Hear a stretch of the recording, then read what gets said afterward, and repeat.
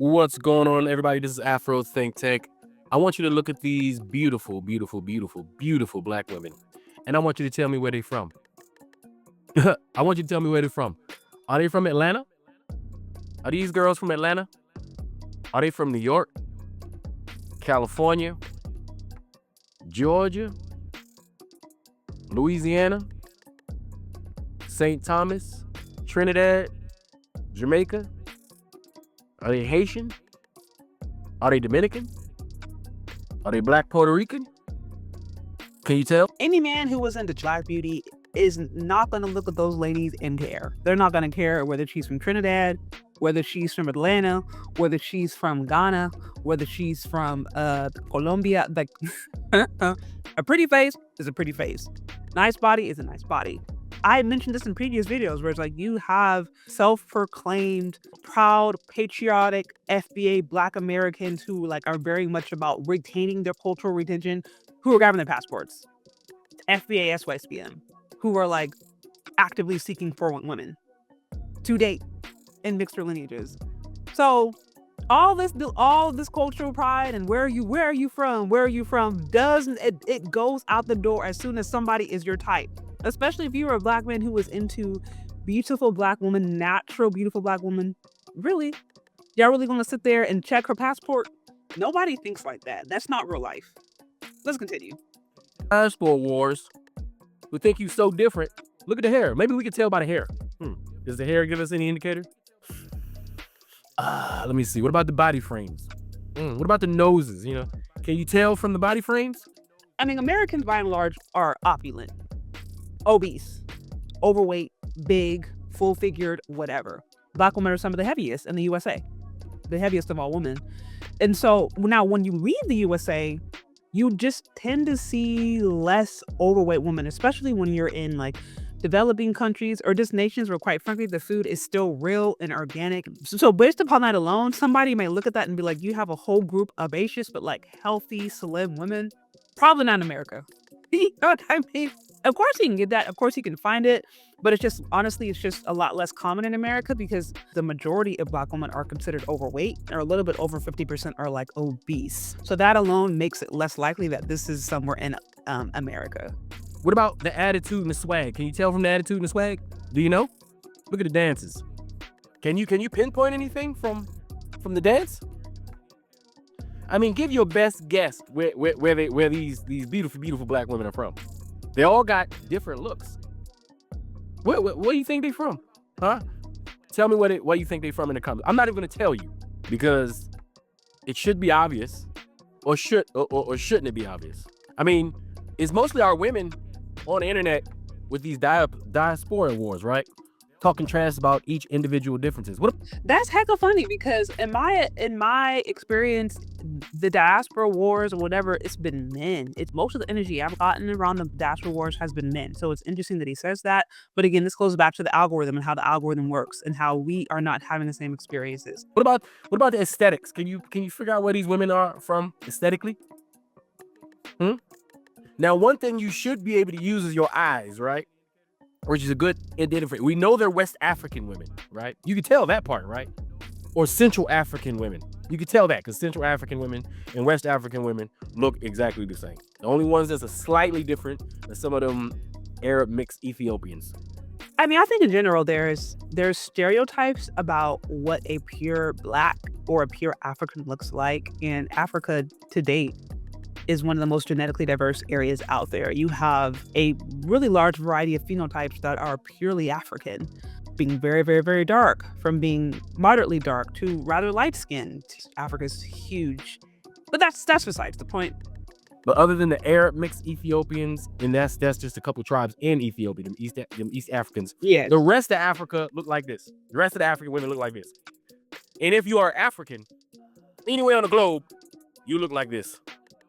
Now we missing a few shades. We can go darker, we can go lighter, but this is pretty much right down the middle. So we kind of covering about the majority of them, right? We're covering the majority.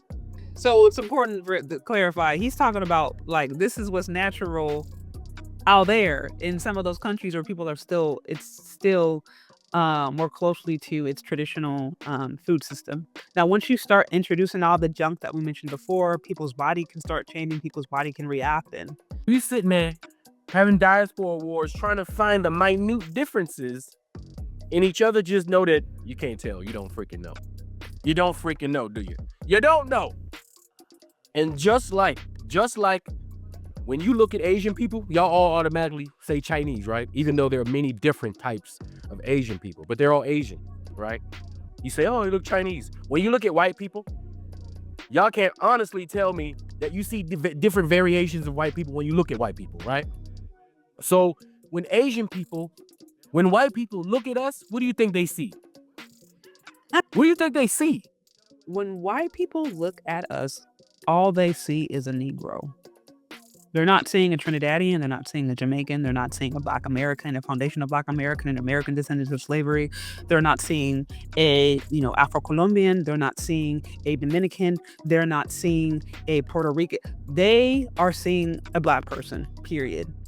No different than when Black folks look at white people and they're just like, you're white. And white people will sit up there and try to compare shades and be like, oh, well, I'm olive skin toned, and oh, well, I have a little bit of melanin. Like, white people will straight sit up there and compare who can tan more. I'm just saying, most Black people will look at a white person and be like, you're white, period. I don't care if you're from Yugoslavia, Britain, Sweden, Ukraine, you're white.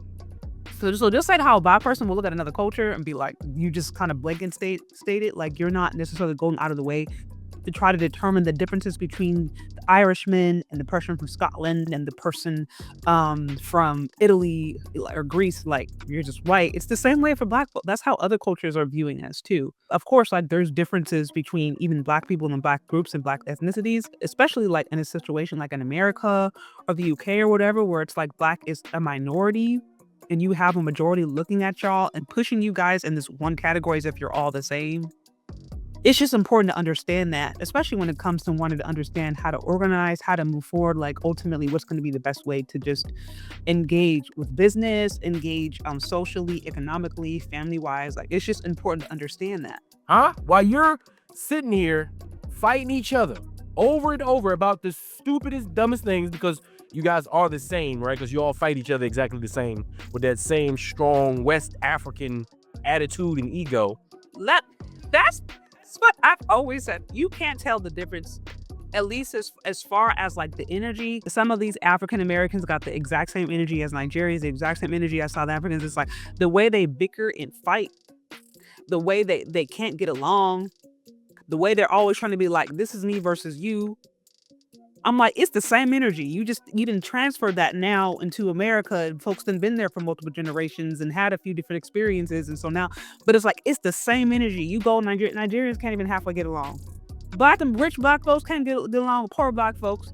Folks from Oakland can't get along with folks from Richmond. Y'all beef, y'all argue the same. That's why it's like, to a certain extent, yeah, there's different experiences, but we also can't overlook the aspects that are just the same, period. It don't matter where you're from. It don't matter what your cultural, like, there's just certain things that are just inherent to just being a Black person, for better or for worse. Some of it's good, some of it's like, you got to get rid of it. You know what I mean?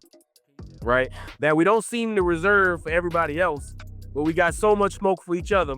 When you look at these beautiful women, you don't know where they're from. All I had to do was turn the sound off and you were blind. You're blind to the differences. You can't see. Because at the end of the day, no matter what part of the diaspora you are, no matter what part of America or the UK you are from, y'all the same. Because we all West and Central Africans.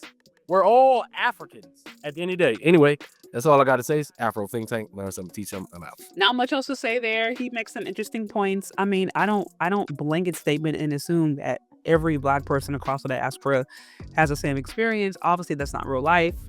But I do understand what he's saying, where it's like, at the end of the day, we waste so much energy trying to differentiate ourselves that sometimes it can become a distraction. And when it comes to certain events, when it comes to certain things, like, it just doesn't even really matter. And is that even useful? Anyways, what do you think? Do you agree? Do you disagree? Let me know.